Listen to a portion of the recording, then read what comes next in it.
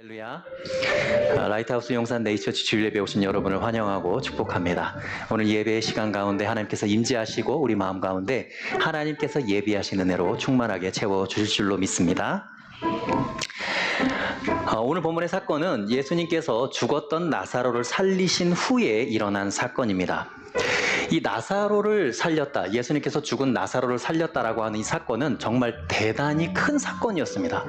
오병이어의 사건만큼 대단히 엄청난 사건이었다는 것이죠. 사실 어떤 선지자도 이 죽었던 사람을 살렸다라는 것은 사실 엘리야 때나 아주 오래전에 있었던 선지자들에게 일어났던 일이지만 예수님께서 당시에 죽은 자를 살렸다라는 것은 엄청난 파장을 일으키는 사건이었습니다. 세 가지 측면에서 그런데 첫 번째는 이 예수님을 믿는 사람들이 많아지게 된 계기였습니다. 심지어 예수님을 믿지 않기로 결단했던 바리새인들 중에서, 사두개인들 중에서도, 종교인들 중에서도 예수님을 믿기로 결정했던 사건이 바로 이 나사로를 살렸던 사건입니다. 두 번째는 동시에 예수님을 미워하고 시기하고 증오했던 사람들이 예수를 진짜 죽여야겠다라고 결정했던 그런 사건이 바로 또 이 죽었던 나사로를 살렸던 사건입니다. 그리고 또 한 가지 측면에서는 이방인들이 예수님께로 돌아오는 사건, 바로 그 사건이 바로 이 죽었던 나사로를 살렸던 사건이다라는 것입니다. 이것이 얼마나 큰 사건이었냐 하면 오늘 본문에도 보면 이 사건 때문에 예수님을 찾아온 이방인들이 있었습니다. 그러니까 헬라인들이라고 하죠. 이 사람들은 그리스에 살고 있는 사람들이었지만 유대교를 믿기로 개종한 사람들이었습니다. 그래서 유대교를 믿고 있기 때문에 유월절을 잘 예배를 드리려고 예루살렘으로 찾아왔던 이방인들이었습니다. 그런데 그 이방인들이 예수님께서 죽었던 자를 살렸다라는 소문을 듣고 그 예수라는 선지자를 한번 찾아보자, 만나보자 라는 마음을 가지고 예수님을 찾아왔던 것이죠. 오늘 본문에 보면 이들이 예수님께서 찾아왔는데 이들이 빌립을 먼저 찾아왔다라고 성경은 기록합니다. 오늘 본문의 20절에서 22절 함께 읽어보겠습니다. 20절에서 22절 시작. 명절에 예배하러 올라오는 사람 중에 헬라인 몇이 있는데 그들이 갈릴리 벳세다 사람 빌립에게 가서 청하여 이르되 선생이여 우리가 예수를 배웠고자 하나이다 하니 빌립이 안드레에게 가서 말하고 안드레와 빌립이 예수께 가서 여쭈니. 자, 당시에 예수님을 찾아왔던 헬라인들이 가장 먼저 제자 중에 누굴 찾았냐? 빌립을 찾았습니다. 왜냐하면 빌립이라는 그 이름의 이 단어가 뭐냐면 헬라어식의 이름이에요. 그러니까 본인들이 익숙한 제자의 이름을 찾아서 온 겁니다. 근데 빌립에게 찾아왔어요. 그런데 빌립이 놀랍게도 예수님께 직접 그들을 인도하지 않고 데려가지 않고 먼저 안드레에게 한번 컨펌을 받습니다. 오늘 본문에 그 장면이 나오거든요. 22절에 보면 빌립이 안드레에게 가서 말하고 안드레와 빌립이 예수께 가서 여쭈었다 이렇게 나오거든요. 여러분, 왜 빌립이 안드레에게 먼저 이 사람들을 예수님께 데려갈지 말지를 컨펌을 받았을까요? 안드레는 도대체 어떤 제자였길래? 빌립과 안드레는 동일한 제자고 동료입니다. 그런데 왜 안드레에게 가서 먼저 이 문제를 상의했을까요? 이 안드레에 대한 얘기를 좀 오늘 짚고 넘어가려고 해요. 사실 이 오병이어의 기적의 사건이 있게 된 아주 중요한 역할을 했던 사람이 바로 이 안드레입니다. 왜냐하면 5,000명 이상이나 되는 사람을 다 먹여 살려야 하는 그 상황에서 예수님께서 기적을 일으키셔야 되는데 그 기적을 일으킬 만한 요소가 바로 뭐였죠? 물고기 2마리와 보리떡 5개. 근데 그걸 어린아이가 가지고 있었던 거예요. 근데 그 어린아이가 가지고 있는 것을 보고 그를 예수님께 인도해서 데려간 사람이 바로 이 안드레입니다. 여러분 생각해 보세요. 수많은 사람들이 밀집해 있는데 이 사람들을 다 먹여 살려야 하는데 한 어린아이가 가지고 있는 보리떡 5개와 물고기 2마리를 여러분이 봤을 때 어떤 생각이 들겠어요? 이걸 가지고 그 많은 사람들을 다 먹일 수 있다라고 여러분 생각했습니까? 그런 생각을 할 수가 없겠죠. 만약에 제가 안드레였다면 야, 그거 그냥 집에 가져가서 너희 가족들끼리 잘 먹어라 라고 얘기를 했을 것 같아요. 근데 안드레는 놀랍게도 그 물고기 2마리와 보리떡 5개를 예수님께 드렸다는 겁니다. 이거 뭘 얘기하는 거예요? 나는 방법은 모르겠습니다. 이걸 예수님께서 어떻게 하실지 방법은 몰라요. 그런데 분명히 예수님께서 이걸 가지고 해결하실 수 있을 것이다. 이 문제를 해결하고 다 먹이실 수 있을 것이다 라는 믿음이 안드레에게 있었다는 겁니다. 그러니까 안드레는 예수님이 뭘 기뻐하실지 뭘 좋아하실지 또 예수님이 이렇게 행동하면 이런 걸 좋아하실 것이다, 이렇게 하실 것이다 라는 예수님에 대해서 너무나 잘 알고 있었다는 거예요. 다른 제자들보다도.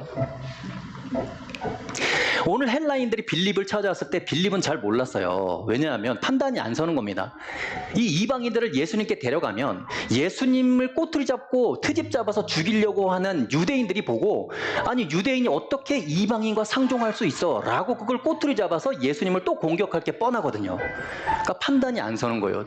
데려가야 될지 말아야 될지, 예수님을 위해서 어떤 게 좋은 건지 판단이 안 서니까 예수님을 가장 잘 알고 있었던 안드레에게 상의를 하는 겁니다.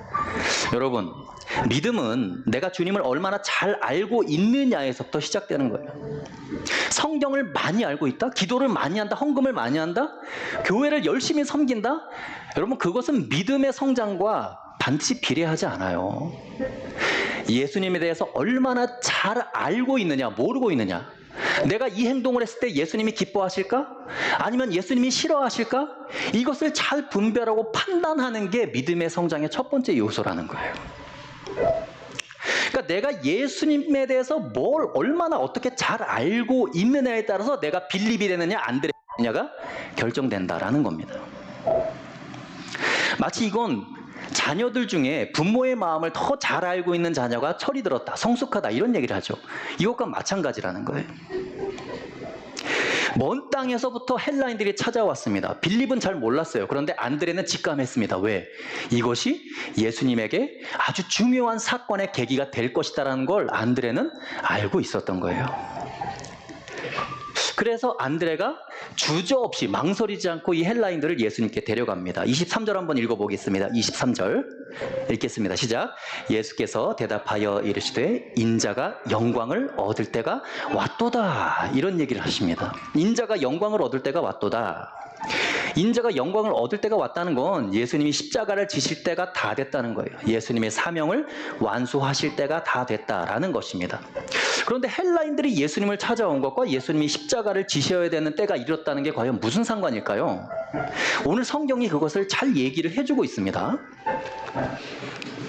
그리고 이 헬라인들이, 이방인들이 예수님을 찾아왔다는 사건과 예수님께서 십자가를 지셔야 되는 사건에 아주 밀접한 관계가 있습니다. 왜냐하면 그것이 예수님이 죽어야 하는 이유, 십자가의 의미를 잘 표현하고 있기 때문에 그렇습니다. 예수님께서 죽은 나사로를 살리신 이후에 엄청난 파장이 일어났습니다. 유대인들 중에서 종교인들, 바리새인들, 사두개인들이 모두 다 집결해서 공회를 열었어요. 예수를 죽여야 되냐, 살려야 되냐. 이거 가지고 엄청난 논쟁을 벌이고 있었습니다. 막 격화되고 있던 그때에 당시의 대제사장이었던 가야바가 했던 말이 있습니다. 우리 그 말을 한번 읽어보겠습니다. 요한복음 11장 49절에서 52절의 말씀입니다. 요한복음 11장 49절 50절 읽겠습니다. 시작. 그 중에 한 사람 그 해의 대제사장인 가야바가 그들에게 말하되 너희가 아무것도 알지 못하는도다. 한 사람이 백성을 위하여 죽어서 온 민족이 망하지 않게 되는 것이 너희에게 유익한 줄을 생각하지 아니하는도다 하였으니 이 말은 스스로 함이 아니요 그 해의 대제사장이므로 예수께서 그 민족을 위하시고 또 그 민족만 위할 뿐 아니라 흩어진 하나님의 자녀를 모아 하나가 되게 하기 위하여 죽으실 것을 미리 말함이러라. 가야바는 여러분 종교인의 탈을 쓴 아주 탐욕스러운 정치꾼이었습니다. 자신들의 기득권을 지키기 위해서 예수가 반드시 죽어야 된다라고 얘기를 하고 있는 것이죠. 예수가 죽어야 우리가 산다라는 얘기를 하고 있습니다. 아주 탐욕스러운 말이죠. 여러분 이 말 진짜입니까? 거짓입니까? 여러분 이 말 진리잖아요. 예수님이 죽어야 살잖아요, 우리가. 하나님께서는 그가 그렇게 표독스럽게 말하고 탐욕스럽게 말하는 그의 말을 통해서 오히려 그걸 진리를 선포하고 계신다라고 성경은 이야기를 합니다. 이것이 그가 스스로 말함이 아니고 하나님께서 하나님의 영으로 감동시켜서 그 말을 하고 있는 거다라고 성경이 그 대제사장의 탐욕스러운 말을 진리의 선포의 말로 바꿔서 설명을 하고 있다는 것이죠. 52절 보시면 또 그 민족만 위할 뿐 아니라 흩어진 하나님의 자녀를 모아 하나가 되게 하기 위하여 죽으실 것을 미리 말함이러라. 뭘 위해서 죽으신다고요? 흩어진 하나님의 자녀를 모으는 것, 하나가 되게 하는 것, 그것을 위해서 예수님께서 십자가에 달리셔야 된다라는 이야기를 하고 있다는 것입니다.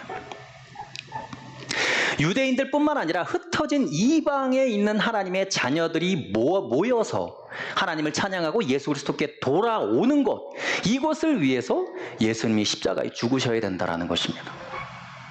여러분은 예수님께서 십자가에 왜 죽으셨다고 생각하고 계신가요? 뭘 위해서 예수님께서 십자가에 달리신 것이죠? 나의 구원을 위해서? 맞습니다. 근데 거기에만 그치지 않는다는 거예요. 흩어진 이방의 모든 하나님의 자녀들을 한데로 모아서 그리스도 안에서 우리가 하나 되게 하기 위해서 예수님께서 죽으셔야 했다라고 성경은 그 십자가의 의미를 얘기하고 있습니다. 사랑하는 여러분, 예수님께서 십자가에 죽으신 이유에 대해서 또 그 의미에 대해서 우리는 잘 생각하지 않아요. 왜냐하면 우리에게 이미 너무나 익숙해요. 너무나 습관적으로 십자가를 묵상하고 생각합니다. 사실 신앙생활은 할 수 있는 한 더 깊이, 더 크게 십자가의 의미를 묵상하고 깨닫고 그것을 우리의 삶으로 드러내는 게 신앙생활이에요. 한 사람이 모든 백성을 위하여 죽어야 하는 이유는 흩어진 하나님의 자녀를 모아서 하나가 되기 위함이다. 그걸 위해서 죽으셨다라는 거예요. 여러분, 흩어진 하나님의 자녀들이 예수 그리스도 안에서 하나가 되고 예수께 나오는 방법이 뭘까요? 사람과 사람 사이, 나라와 나라 사이 경계가 허물어지고 복음으로 예수 그리스도의 이름으로 모든 장벽들이 사라질 때 우리가 하나가 될 수 있겠죠.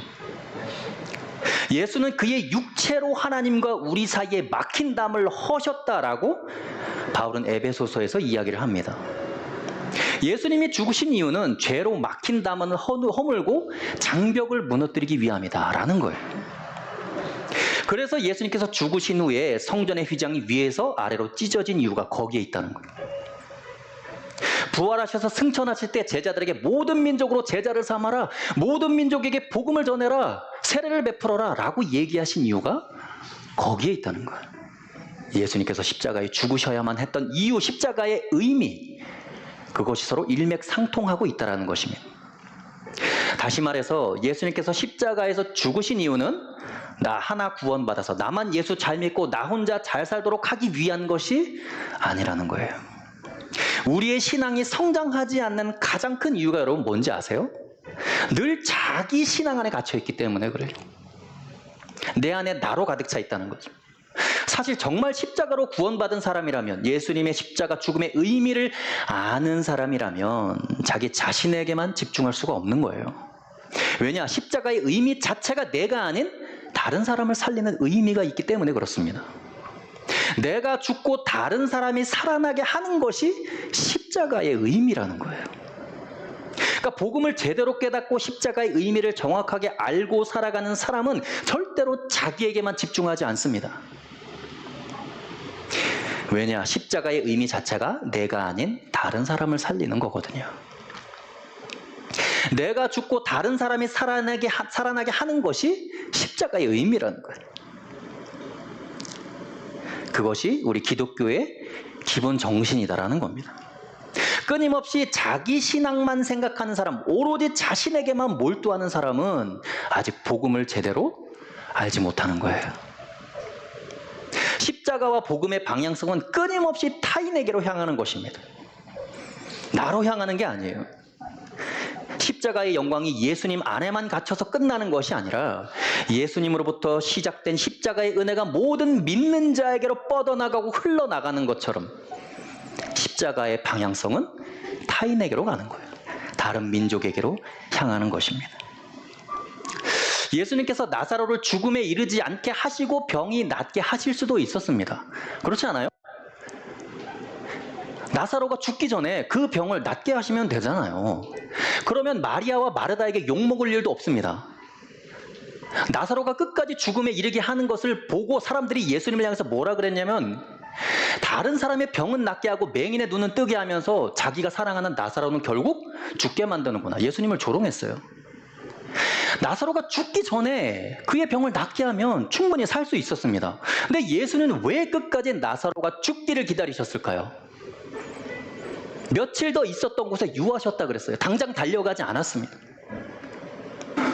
예수님께서 기도하시는 모습을 보면 그 이유를 알 수 있어요. 요한복음 11장 42절에 예수님께서 하나님께 나사로를 살리기 전에 기도하는 장면에 이런 말씀을 하십니다.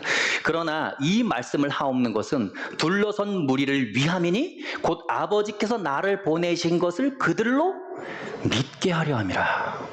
여러분, 예수님은 자기가 수치를 당하고 조롱당하고 욕먹는 게 중요하지 않았어요. 중요한 건 뭐냐면 그 상황을 바라보고 있는 사람들이 믿게 하는 것. 예수님은 거기에 온통 자기 에너지를 다 쏟았다는 거예요. 내가 인정받고 높임받고 욕 안 먹는 것이 중요한 게 아니고, 내가 비록 죽어지고 욕먹고 조롱당할지라도 수치를 당할지라도 나를 둘러싼 이 무리가 하나님 아버지를 믿게 하는 것. 그게 예수님께서 나사로를 죽이실 수밖에 없는 이유였다라는 것입니다. 여러분, 우리는 늘 불안해요. 내가 지금 신앙생활 잘하고 있는지, 잘 살아가고 있는지, 내가 주님께 사랑받고 있는지 아닌지 늘 확인하고 싶어 합니다. 그러니까 자기 안에 갇혀있는 신앙인들, 자기에게만 몰두하는 신앙인들은 자기 결핍만 보이니까 조바심이 나고 불안한 거예요.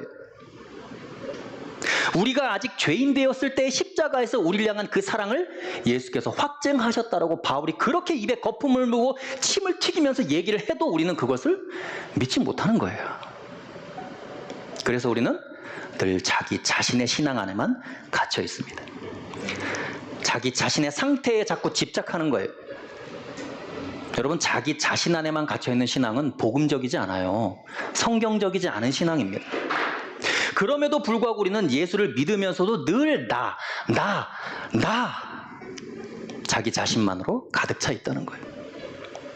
24절 말씀 한번 읽어볼까요? 예수님께서 하신 말씀입니다. 24절 읽겠습니다. 시작. 내가 진실로 진실로 너희에게 이르노니 한 알의 밀이 땅에 떨어져 죽지 아니하면 한 알 그대로 있고 죽으면 많은 열매를 맺느니라. 주님께 헌신하고 싶어서 한 알의 밀이 되고 싶어서 땅에 떨어지는 그리스도인들은 너무나 많습니다. 그런데 죽는 그리스도인들은 없다는 거예요. 땅에 떨어지는 건 여러분 어렵지 않아요. 주일 예배 안 빠지고 헌금 잘하고 봉사 잘하고 어떤 그리스도인이든지 그건 다 합니다. 그런데 예수님처럼 죽고 싶지는 않아요. 예수는 따르고 싶은데 자기 십자가는 지고 싶지 않은 겁니다. 이건 뭐냐면 천국은 가고 싶은데 죽기는 싫어요 라고 하는 얘기와 마찬가지. 봐봐, 내가 이렇게 교회를 위해서 열심히 섬기고 있어. 주님을 위해서 이렇게 내가 신앙생활을 잘하고 있어. 우리는 늘 자기 영적인 만족감에 취해 있어요. 이 시대의 그리스도인들에게 여러분 정말 유일한 사명이 있다면 그것은 땅에 떨어지는 것이 아니라 자기가 다른 사람을 위해 죽는 거예요. 이게 죽는 게 단순히 숨이 끊어진다 이런 얘기를 하는 게 아닙니다. 내 것을 포기하고 내 자아를 버리는 거예요. 다른 사람을 살리기 위해서. 그래서 사명이 뭔지를 예수님께서 오늘 본문에서 잘 보여주고 계시잖아요. 27절의 말씀입니다. 예수님께서 사명을 어떻게 대하시는지 27절 함께 읽어보겠습니다. 시작. 지금 내 마음이 괴로우니 무슨 말을 하리요. 아버지여, 나를 구원하여 이 때를 면하게 하여 주옵소서. 그러나 내가 이 때를 위하여 이때에 왔나이다. 지금 내 마음이 괴롭다는 거예요. 십자가만 생각하면 두렵고 떨리고 피하고 싶고, 제발 하나님 아버지 이 사명을 나에게 거두어 주옵소서. 여러분, 사명은 늘 우리를 괴롭게 하는 거예요. 내가 이 사명 감당하고 있는데 정말 행복하다, 기쁘다, 나에게 만족이 있다. 여러분 다시 한번 생각해 보세요. 그거 사명 아닐 확률이 높아요. 사명은 늘 두렵고 떨리고 괴로운 거예요. 고통스러운 겁니다. 그럼에도 불구하고 다른 사람을 살리기 위해 하는 게 사명이에요. 사명에는 여러분 두 가지 특징이 있어요. 첫 번째 특징은 뭐냐면 비록 나는 죽지만 예수가 살고 타인이 사는 겁니다. 그게 사명의 첫 번째 특징이에요.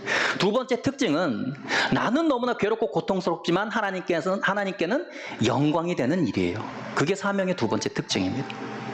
그래서 그리스도인의 사명은 나를 부인하고 나를 포기하고 다른 사람을 살리는 고통이고 괴로움인 거예요. 제가 나이 30살에 세상에서 열심히 방황하다가 제 뜻대로 살다가 예수님을 정말 인격적으로 만났습니다.